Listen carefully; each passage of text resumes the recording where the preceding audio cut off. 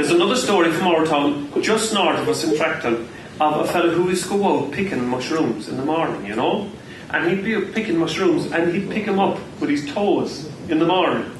Did I ever tell you this one? He'd pick them up toes in the morning. He loved to have fungus between his toes. And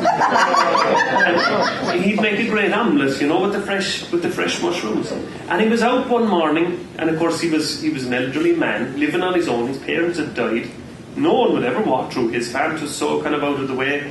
When he saw this vision coming over the moor towards him, she was almost floating, beautiful hair, and whatever dress she was wearing, he couldn't see it for the beautiful face she had. And as she came close, he was frozen, clung to the ground. He says, what is it you're doing? He grounded himself. He says, what's your name? Where are you going? And can I help you at all? She said, her name was Maire. She was on her way to the city, and if he could point her to the way, that she'd be very grateful. So he said, the city's about 7 miles away. What is it you're doing there? She said, I'm going to be a working girl, which is and Collineinshire, which you'd be like a servant rather than the working girl you might be thinking. And so he says, well, that's a long way away, and I'll pay you here if you like, twice as much as they might pay you there, for I have no one here to look after me, if you're any good with eggs.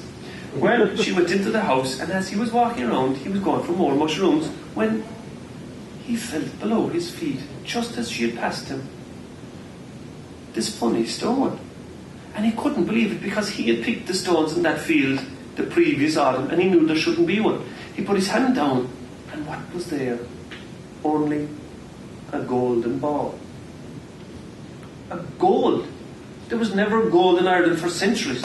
He put it in his pocket, and as she was making the eggs, he went over to the fireplace. And alongside the fireplace, there would be this small little square in the old style fireplace, and that was the driest place in the house where you keep your money or your tea. And he got a bit of mortar and placed it into the back, for the stonemason was around at the time, and wasn't he doing up the fireplace. And when he came in, he said, close up that there, I never use it at all, sure I barely drink the tea.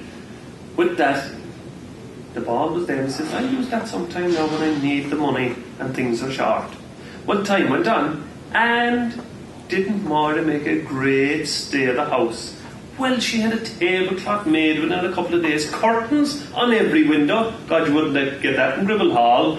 And I tell you, she was dusting and cleaning and tidying, and the change on our farmer Seamus was amazing. He used to peg on the collar every day, and he used to shave every day, and he used to have a bath every Saturday, whether he needed it or not. And time went on, and they were getting on grand. Well, she found as the years went by, she never spoke of her people or, any family. And when Christmas came, he noticed she didn't go home. And after the Christmas dinner, when they finished the goose, he took the fiddle down off the wall, he played her a tune, he knelt down, and he said, Maire, you know there's no one here in the house now. Would you like to be buried with my mother's people? That's how the Irish say. Would you like to marry me? Well, she said, I won't say anything now, but you might ask me again if the time comes. Well, he was crestfallen enough, but he said he'd say nothing about it. And so, time was going on grand. He didn't take it as a rejection, but, the relationship wasn't building any further, for she was starting to get sickly in January. And come the 1st of February, she faded away and died. Oh, it was very sad. The whole place was up to have a wake for her. God, it was a huge crowd, all the traditions that were there, the place was hopping, and they were saying the rosary, and just at the end of the rosary, it was almost midnight, they heard hooves outside in the street. Da-dum, da-dum, da-dum. The door burst open. There was a middle-sized man in a big long cape and a top hat, and as he walked, all the candles and fire went out. He walked up to the table and said, Avaire, a 4-to-1 rugby all lurgagut. She sat up bolt right, she said, Ni 4. He asked her, Maire, did you find the thing you were searching for? And she said, I didn't. She lay down again, and he left the house. Well, I tell you, No one went home after rosary was said that night. And they wondered what they'd do. They said they couldn't go to the parish priest because he'd only give them a strong sermon on drink at wakes. So they went to the parish curate and told him about it. And he said, if it happens again, give me a shout. So the second night of the wake, there they were praying away, when 12 o'clock, outside the hooves of a horse, in came the man, up to the table, all the candles out. Here forth from Rotherby all Lorgagut. Knee forward, and he walked out again. Well, the crying wasn't only from the Ban Queen that night. The third night the parish priest was up, for he was a sympathiser with those that believed in the other world.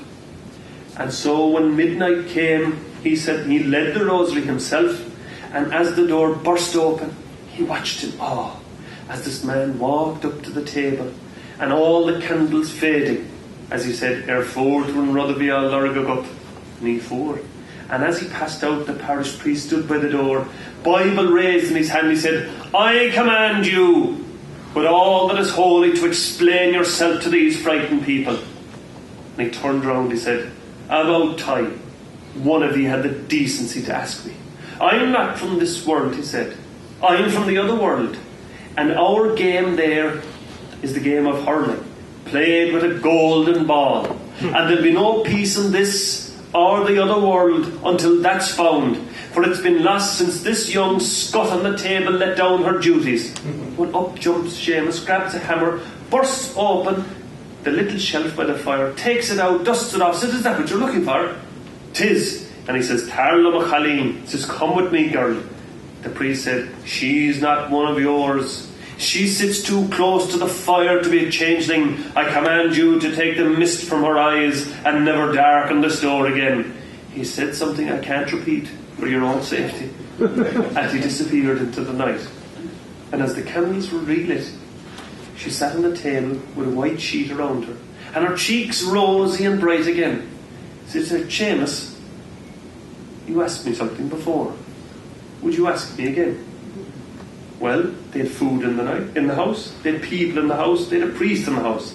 They got married there and then, they're still married today. I got a postcard from them last week. Thanks very much, everybody. I'm Mairtin.